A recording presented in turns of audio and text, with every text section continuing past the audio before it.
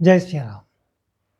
कल हम लोग भक्त और भगवान के बीच की चर्चा कर रहे थे, जिसमें भक्त शिरोमणि सुग्रीव, मेरे प्रभु हनुमान जी, प्रभु श्री राम जी, लखनलाल जी, इन लोगों के बीच में चर्चा हो रही थी। वहाँ पर इसी बीच में सुग्रीव ने इशारा किया और वहाँ पर वो पोटली लाई गई, जिसमें कि माता जानकी के ऑर्नामेंट्स की बात हुई थी, आभूषणों की। वो खोल के जब पोटली दिखाई गई तो श्री राम जी की तो आंखों में आंसू आ गए। उन्होंने नूपुर उठाए कि लक्ष्मण, ये नूपुर देख रहे हो, और ये कुंडल कानों के, ये जानकी के ही है, और ये देखो उनका हार का।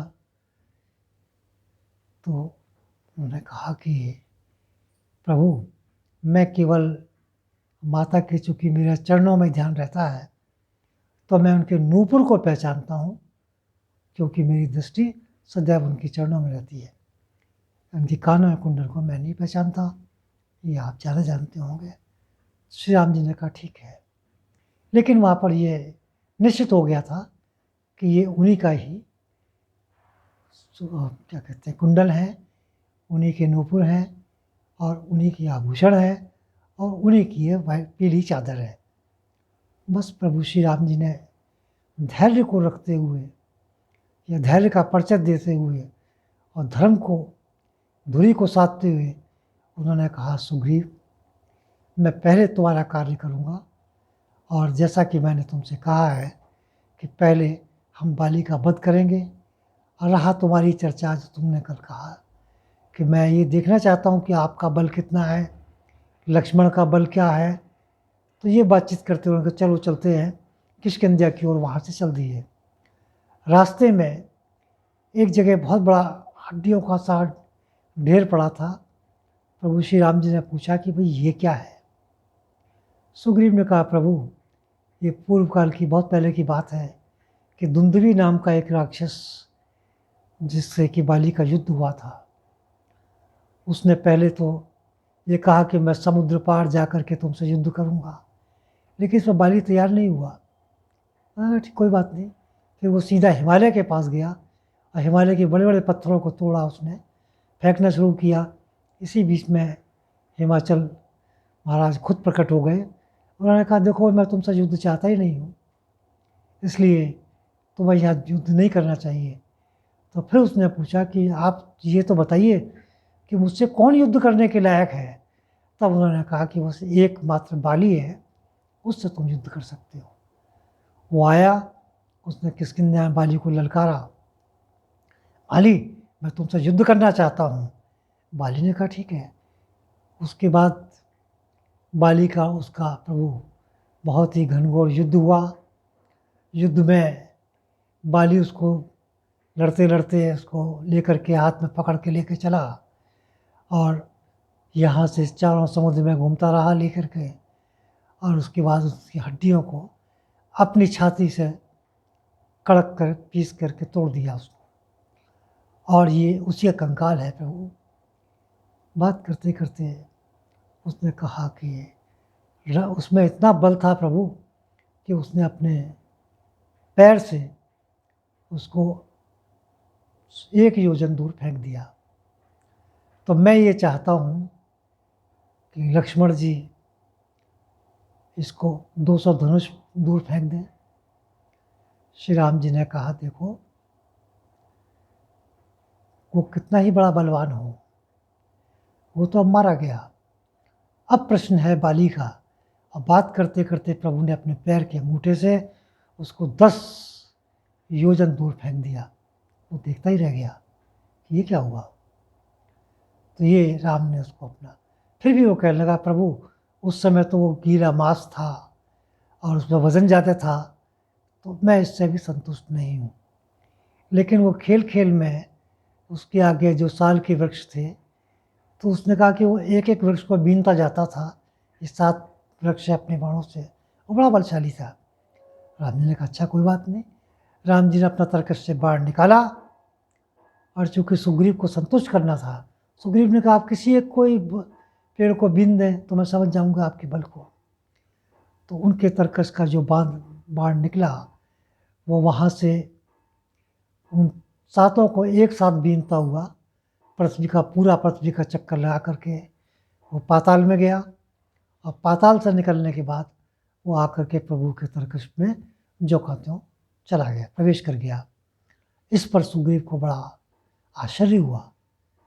तो उन्होंने कहा कि प्रभु अब मैं संतुष्ट हूँ। इसके बाद इसी बीच में किष्किंधा पहुँच गए नज़दीक उसके। प्रभु ने कहा, जाओ उसको ललकारो और बाली को युद्ध भूमि में लेकर के आओ। सुग्रीव गया, सुग्रीव ने उसको ललकारा। बाली ने कहा, ये इसमें बल कहाँ से आ गया, क्या बात है? बोले, मैं तुमसे युद्ध करना चाहता हूँ। इस प्रकार बाली ने बहुत मना किया कि भाई तुम चले जाओ, और तुम्हारा यहाँ से जाना ही उचित है, मुझे तुम किसी प्रकार का इस बात के लिए उपमत उकसाओ। लेकिन वो कहाँ मानने वाला था। तो बाली ने उसको जब मारना शुरू किया तो बस फिर क्या था, सुग्रीव भयंकर पिटता चला गया और उसकी हालत खराब हो गई। वहाँ से फिर भाग लिया, आया प्रभु की शरण में, उनसे कहा कि प्रभु अगर मैं ना भागता तो बाली आज मुझे मार देता, और आपने तो कहा तो मैं मारूंगा। इस पर श्री राम ने कहा कि तुम और बाली शक्ल से बिल्कुल एक से लगते हो। उसके बाद उन्होंने लक्ष्मण से कहा कि अब ये यहाँ पर लाल पुष्पी खिली हुई है, इसकी एक माला इनके गले में डाल दो ताकि मैं दोनों भाइयों में पहचान कर सकूं। और उसके बाद सुग्रीव से कहा, तुम पुनः जाओ और पुनः उसको युद्ध के ललकार के लेकर के आओ। ऐसा ही हुआ। सुग्रीव गया और जाने के बाद बाली को लेकर के आया। फिर बाली ने कहा कि भाई मैंने तुमसे कहा था, तू क्यों मेरे हाथ से मरना चाहता है? इस पर सुग्रीव ने कहा कि कोई बात नहीं है, आज हमारा तुम्हारा फैसला हो ही जाएगा, आओ युद्ध के मैदान में चलते हैं। भयंकर युद्ध हुआ जिसको कहते हैं, वो युद्ध भी एक दर्शनीय युद्ध था। और इसके बाद राम जी ने एक बाण मारा जो सीधा बाली का अंदर प्रवेश कर गया, और बाली जैसे ही गिरा, इसके बाद राम और लक्ष्मण वहाँ पर मौके पर सुग्रीव को लेकर के पहुँच गए। तो बाली ने कहा कि देखो प्रभु, मुझको चलते वक्त तारा ने कहा था, उसको भी अंगद ने बताया था कि उसके गुप्तचरों ने कहा है कि यहाँ राम और लक्ष्मण अयोध्या नरेश आए हुए हैं और वो वन में घूम रहे हैं। उन्होंने पूरी कहानी का पता कर लिया था और मैं जानता था, मुझे तारा ने बहुत रोका। तो मैंने कहा कि वो देखिए अवध के हैं, रघुवंशी, मेरा उनको कोई बैर तो है नहीं, मुझे वो क्यों मारेंगे? तो तारा ने फिर भी कहा कि उन्होंने सुग्रीव से तुमको मारने के लिए संकल्प लिया, शपथ ली है, तुम गलती कर रहे हो। फिर भी नहीं माना। अब मैं चला आया प्रभु, आज आपके हाथ से मैं मारा गया, कोई बात नहीं। अब मैं चाहता हूँ कि मेरा पुत्र जो अंगद है, ये मैं आपको सौंपता हूँ। इसी बीच में वहाँ तारा विलाप करती हुई आ गई और उसने कहा कि प्रभु आपने मेरे पति को बिना किसी गुनाह के मार दिया है। और यही बात वो भी कह रहा था। तो प्रभु ने कहा कि ठीक है, मैं तुम्हें तुम्हारा अपराध बताता हूँ कि तुमने अपने छोटे भाई की पत्नी को रखा हुआ है और उसका तुम उपभोग करते हो। ये 100% गलत है, क्योंकि छोटे भाई की पत्नी एक पुत्री के समान होती है। फिर प्रभु ने उसको बहुत लंबा चौड़ा भाषण दिया और ये समझाया कि आखिर मैंने तुमको क्यों मारा। और ये भी कहा कि आजकल यश पृथ्वी के राजा भरत हैं और हम उनके अधीन हैं, तो किसी राजा के अधीन होने के बाद उसमें जो भी लोग होते हैं, अगर कोई अपराध होता है तो उसकी प्रजाजन को ये अधिकार है कि उस पर नियंत्रण करे। तो मैंने इस अपराध में तुमको मैंने मारा है। अब आगे तुम बोलो क्या चाहते हो। तो बाली ने कहा कि बार बार मुनि यतन कराए और अंत काल प्रभु आवत नाए। आज मेरे अंत के समय में आप साक्षात मेरे सामने प्रकट हुए हैं और मैं अब समझ गया कि आप ही नारायण हैं, आपके हाथ से ही मेरी मुक्ति होनी है। तो प्रभु, अब जो कुछ मैंने अपराध किया है उसको आप क्षमा करें और मुझे अपनी दया का पात्र बनाते हुए बाली ने उनसे हाथ जोड़कर नमन किया और आज की मैं चर्चा यही समाप्त करता हूँ। शेष आगे की चर्चा मैं आपसे कल करूँगा।